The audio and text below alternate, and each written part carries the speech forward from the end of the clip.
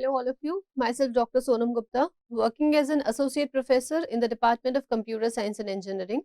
So today I am going to discuss one complex topic on web designing, which is the attribute selection. Basically, what is attribute selection and in which topic it will come.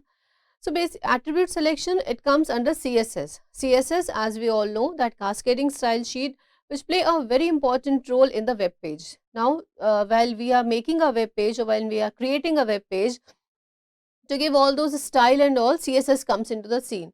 That how now what is the attribute selection? That we are having various types of attributes in the CSS.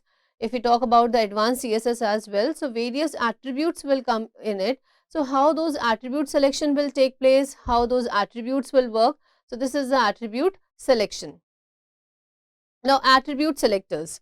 So the styles that can be applied to the HTML with particular attributes. So we are having some particular attributes, and these in those attributes, those styles can be worked. Like the input type, suppose it is the text input type, that means we are having a form in which we are making a text box. In that text box, we are having a color. This is a hex code of the color. If I write over #00F00, so that means this is the hex code of any particular color. Along with this, we can have various types of color, like the color, it can be green, blue. So where we write the name of the color, if you are not sure about the name of the color, we can give the RGB values. Instead of the RGB values, we can give the HSV values as well. So it will match all the input elements which are having a type attribute with the value text. Now what will happen, whenever we will be giving a CSS, in that CSS, whatever attribute is there, if I write in any of the tag this attribute, if any of the tag it contains this attribute text, this is the name of the attribute which is being given. So if I write over here text, so what is this text? This is a attribute name. Now what will happen in this web page? In this web page, wherever the name of the attribute will come as a text, the value which was given by this attribute, which was joined by this attribute, the value of this text which will be given in this column. Now what is the advantage of giving such type of attributes? The advantage of giving such type of attribute is that one particular attribute, it can be clubbed with many of the style sheets. Like suppose if I am having just one style sheet, and in that one style sheet I just want a one particular line of a single color. So what I can do, instead of writing the whole style sheet again, I'll just create an attribute like this attribute. Suppose this text attribute, this will be created, and in that text attribute I'll be writing the code of the color. Now wherever I want this particular color, wherever I want this line, the heading or anything of this particular color, what I have to do, instead of writing the whole style sheet again, I'll just call this attribute text and my purpose will be sorted. Like see this example, we are having an attribute, so it represents the elements with the attribute name of the ATTR. How it will work, we are having a attribute as elements with the A title attribute. A title will be there and the color will be purple. Okay, so now wherever this particular tag will be used, the color of that particular line or the table, anything, that will become purple. Similarly, we are having an attribute value, so it represents the elements with an attribute name of ATTR whose value is being exactly the value. Like if I write just ATTR, that means any value can be associated with that particular attribute, so all the value will become purple. But what is being happening in this particular case, we are matching the two values. First one is the attribute, that attribute must be the same. Along with this, the value must also be the same. If the attribute and the value both will be matched, then only that particular color will be changed. Like href, this is href, this is the name of the attribute, and this example, this is the value which is being associated. So it will check both the things, the attribute along with the value. If this is the attribute and value, it is the example.org. So what will happen in this case, it will give the color to be as green. Okay, so this difference, I hope it is clear. Just writing an attribute, it gives another picture. if we are writing a value, then it will be checking the attribute with its value as well. Now, next one, it represents elements with an attribute name of ATTR whose value it contains at least one occurrence within the string. Like if I write over here this asterisk, first one it was just ATTR, third one, second one sorry, it was ATTR with the value, and third one it is with this asterisk. Now, what this asterisk means? This asterisk means that there should be at least one occurrence with this particular value. Okay, let's see this example. We are having href star example. This is the value. This is the attribute. This is example. This becomes the value, and the background it becomes silver. Okay. So now what will happen? Links with example. Like if I am having here href is equal to star and example I, color it will become cyan. Links with the case where in the URL, like we are having different case. So match capitalization, we can match this capitalization as well. So if I write over here case, so it will match the capitalization as well. So whenever example will come, if example will come just once, the color it will become silver. If I write in capital example, the color it will become cyan. So let's see this how it will work. In this example.org, example word is coming exactly once. So what will happen according to this particular code? The color of the background it will become silver. Okay. Now in second one there was example, that is in capital case, but we were not checking the case over here. So again the color it will become cyan color, of that particular text it will become cyan. Now, if I want to check the capitalization as well, so I have to write this case. So, then in that case, the color will become pink. Next, another one, instead of having an asterisk, we can have a dollar sign as well. What this dollar it will means? It means it is suffixed by any value. So, it represents the elements with an attribute name whose value is suffixed followed by the value. It can have anything like if we are having links that end in org, we are having .org.com. So, how we are going to suffix those particular links? Again that A, this is the attribute dollar sign. By this help of dollar sign, whatever we will write it as a value, it will be suffixed with that input value. So, the suffix value is .org. So, now suppose if I write over here AKGEC.org for example. So, for that also it will change the color becomes red. Any of the condition can be there. It's not just that I have to change the color. I can change the background text, background color, anything I can change over here. The headings can be changed, the colors can be changed, boldness, italics, anything that can be done with the text, it can be done in the CSS. Now, next one, it is the exponential sign. Well, what is this exponential sign is going to do? It is being prefixed by that particular value. So, whose value is prefixed by this value, we use this exponential sign. Okay, like href exponential, that means the starting of that particular link it should be with HTTPS. If I want that the starting will be HTTP, I can remove this S over here. So that particularly depends what type of web page or what type of check we want to put over here. So we are having, see, two types of check, exponential check and another check it is of the dollar sign. Okay, so exponential it is for the prefix and dollar it is for the suffix. So dollar it will give the it will check for the suffix value, and this exponential it will check for this particular prefix value. After this, if it is matched, then the color it will become green. So this is how these attributes will work. Just by placing a dollar, I am looking for the suffix. If I put over here exponential, I am checking for the prefix. If I write over here asterisk, that means any number of at least one occurrence must be there before it. Next one, it is the negation sign.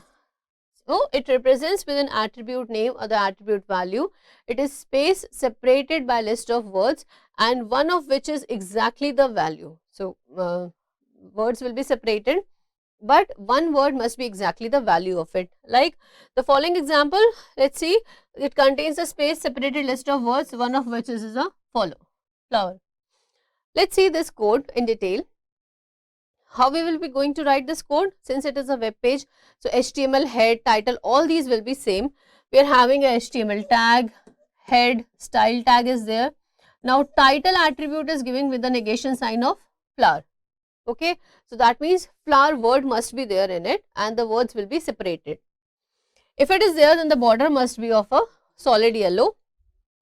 In the p tag, we are having all the images which contains those particular attributes. It contains the word flower with a yellow border. It will go like it. So we are having image, one image will be there, title will be plant flower, one image will be there, title will be flower, and one image will be there, title will be tree. So it may match the elements with title flower, it may match with the summer flower, it may also match with the flower. Why? Because in this flower also we are having a flower which was written over here. In this summer flower, the words are being separated with each other and but the flower word is there. So it can come anywhere. In the list, we are having a unordered list again. The list is there, internal link. We are having 4 references over here for those particular images. Attribute value. So this particular value, this selector which we are using, this selector is used to select all the elements whose attributes has a hyphen separated list of values. First one, it was just separated by the spaces. If I want to check for the words which are hyphen separated, for those hyphen separated, this slash will be used. Beginning with the specified value, and the value, it has to be a whole word either alone or followed by a hyphen. So that is the condition with this particular attribute.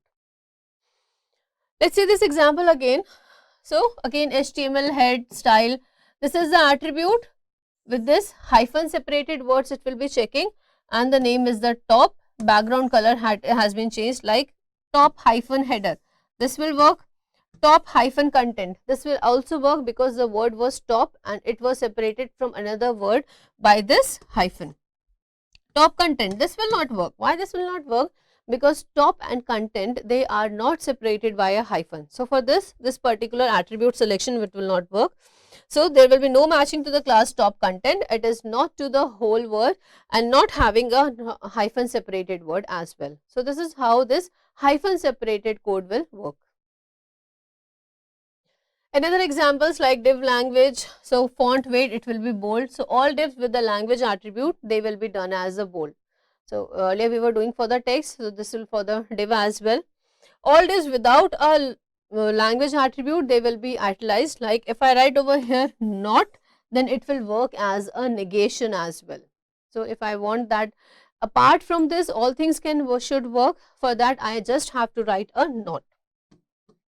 And then font style, that will become to be italic. Grouping selectors. Next comes the grouping selectors. That means how these selectors can be grouped together.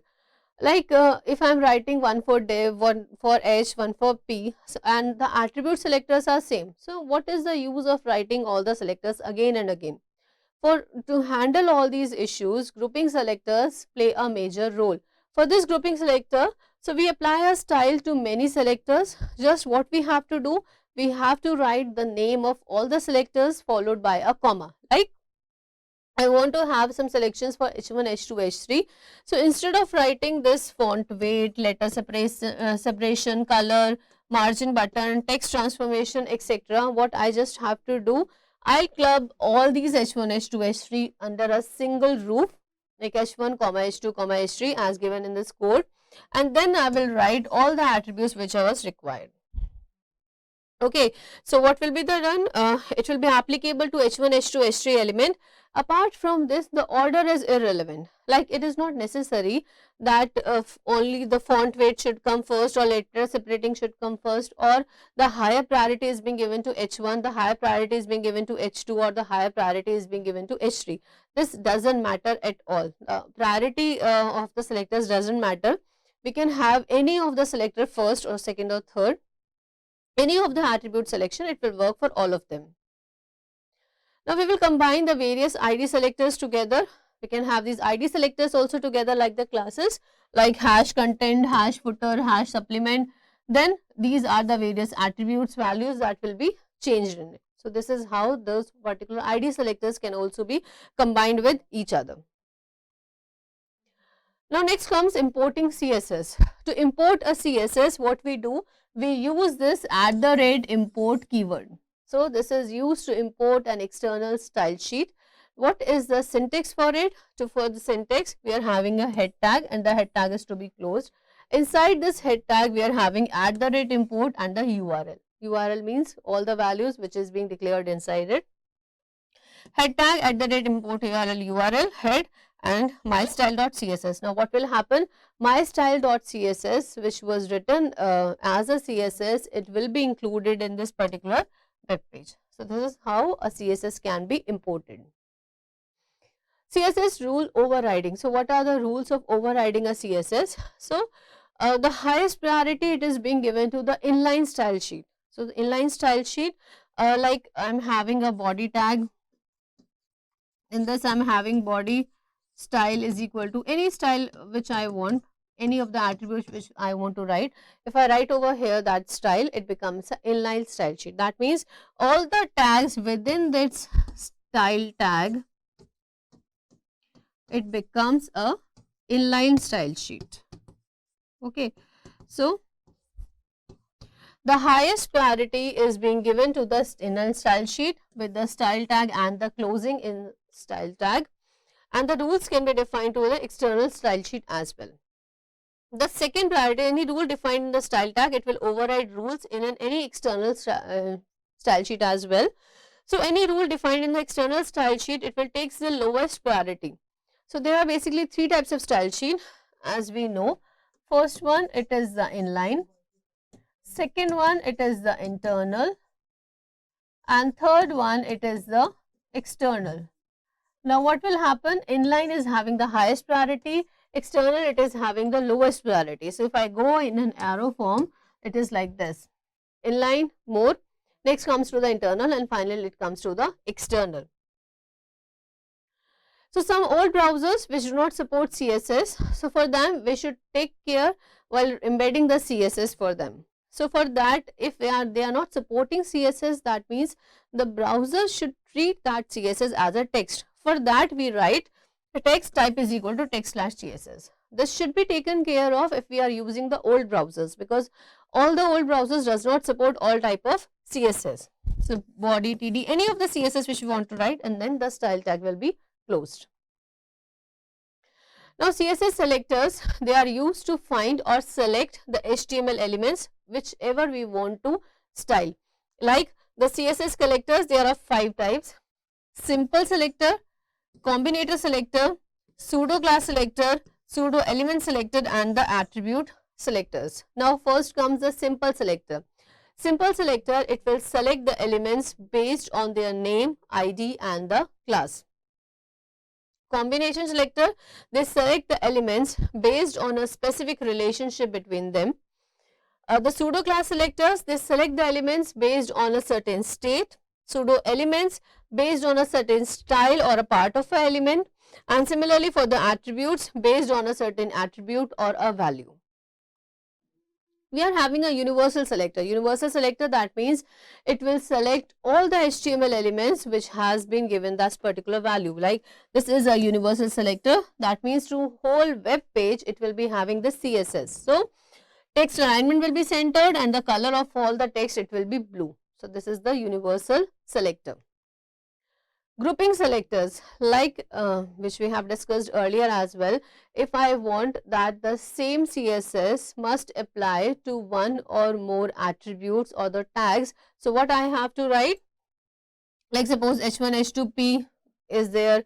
If apart from that I want H3 and H4 also supports, so what I will do? Comma H3, comma H4, and after that this curly braces it will come into the scene. The text alignment will be there, center is there, and the color it is the red. So this is how these HTML elements this can also work. A combinator, it is something that explains the relationship between the selectors. So a CSS selector, it can have more than one simple selector between the simple selectors, and apart from that we can include a combination as well. Now in CSS we are having 4 different types of selectors: descendant, child, adjacent, and the general sibling selector. Now for each and every selector we are having a sign. Like for descendant, space is there; for child, greater than sign; adjacent, plus sign; and negation sign for our general sibling selectors. Now coming to these selectors one by one, first one it comes the descendant selector.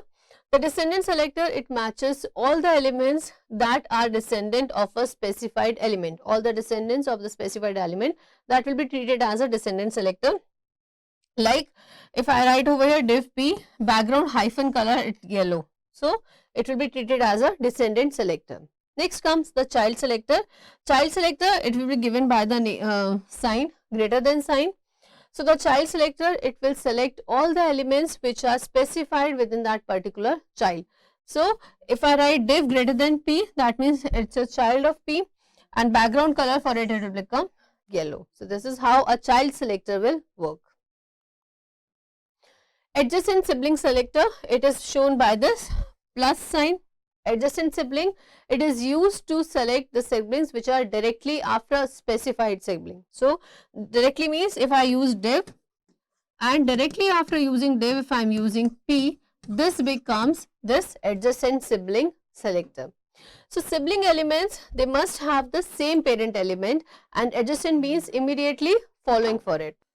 Immediately following siblings will be treated as the adjacent siblings. So sibling elements, they must have the same parent element, and the adjacent means that they must be immediately following to them. Like if I am having a div, like I had explained just now, that div is there, I have written p. So what is div and p? They are adjacent sibling selectors. So what I have done, div this plus this p, that means just after div, if p comes, then only the background color of that particular web page, it should become yellow. So this is how this adjacent sibling selector will work. Let's see this code in detail. We are having a head tag, style tag is there, this plus, as I have just explained. What is this plus? This plus is the adjacent sibling selector. We are having an adjacent sibling selector. If after div comes p, then the background color, it should become yellow. After this, style tag is closed, head tag is closed, body tag is being opened, and after this div, this p tag is being opened. So in this p, in div, we are having two paragraph tag, paragraph 1 in the div and the paragraph 2 in the div. After that, this division tag has been closed. Again, we are having paragraph 3 after a division, paragraph 4. So this is anything which we can write on the web page. Division, again here another division tag has been opened. So paragraph 5 in the division, paragraph 6, this division tag has been closed. Again, we are having these two paragraph, the body tag has been closed and this HTML tag has been closed. So this is a web page where we are using a adjacent sibling selector. The adjacent sibling selector is being functioned within two tags, div and p. If after div subsequently comes p, then only the background color, it will become yellow. So this is the output. What will happen? Paragraph 3 after a div and paragraph 7 after a div. What is happening? After div, the div tag has been closed. Just after this div, this p tag has been opened. So what will come? Only this p will become this adjacent to this div. So this div, this number 1 and number 2, they become the adjacent siblings, and in paragraph 3, we will write here after a div, the background becomes yellow. Similarly, in this, after this div and this p, they become the adjacent selectors. Since after closing this div, p tag is coming, so both this div and p, only this will become the adjacent siblings, and this 7. In this, the background color again becomes yellow. So this is how adjacent selectors work. Next is the general sibling selector. So general sibling selector, it selects all the elements that are next siblings of a specified element. So let's see this example. Again, we are having the same example, but what is the difference here now? That we are having a plus sign over here. HTML head, style, div plus p, background color becomes yellow, style head, paragraph 1 in the div, 3, 4, paragraph 5, 7 and 8 and the body and the HTML. Same code that has been written earlier. So what will happen? Paragraph 3 after a div. So what was paragraph 3 after a div? Since after this division, this paragraph is coming. So what will happen here? This p and this p, they become the selectors, And after this div tag, this P, since it is becoming a selector, so whatever we are writing in this paragraph 3 after a div, the background color, it will be changed to this yellow color. So here paragraph 3, it becomes a yellow color. At paragraph 7, see, after this div tag has been closed, just after that this P tag has been opened. So here again this div and P, they become the selectors, and this 7, it becomes with a background color yellow. This is the example of the general sibling selector. Here general sibling selector, for this we are having this negation sign. Again the background color becomes yellow, style tag is closed. In the body tag we are having 2 tags. One is div. In div we are having a P tag. After this div, a P tag has been opened, and this again P tag, body tag has been closed, and this HTML tag has been closed. Now let's see what will be the output for it. In this paragraph 2, the format of the background for the paragraph 2, it becomes yellow. Let's see why it is so. Because after this 2, this P tag has been opened and it becomes a general selector for this. So this particular sign, it is for this general selector. Same for this sum code, no effect, and the paragraph 3 will be there. Since after this P, this again another P tag has been opened, and this will become the general sibling. Here any number of times that particular tag will be opened, that become the general sibling of that earlier tag. So div and P were the siblings. After this P, another P was opened which is same as this P, it becomes a general sibling. Let's see the CSS pseudo classes. A pseudo class, it is used to define a special state of an element, like for example the style and element with when the mouse of the user goes over it, style visited and unvisited links, a style element when it gets focus over it. So the syntax of the pseudo class, it will be selector of the pseudo class, and the property, it will be the value. So if you are having an unvisited link, so a link will be there, color will be changed. For the visited, we can write colon visited, hover, colon hover. If we are having an active, then colon active. So this is how the selected links will work. Now we must come after a link visited in the CSS definition in order to be effective. Like first hover will be there, after that a link will be there, visited, active link will be there, and the pseudo class names, they are not the case sensitive names which are being used in any web page. Thank you.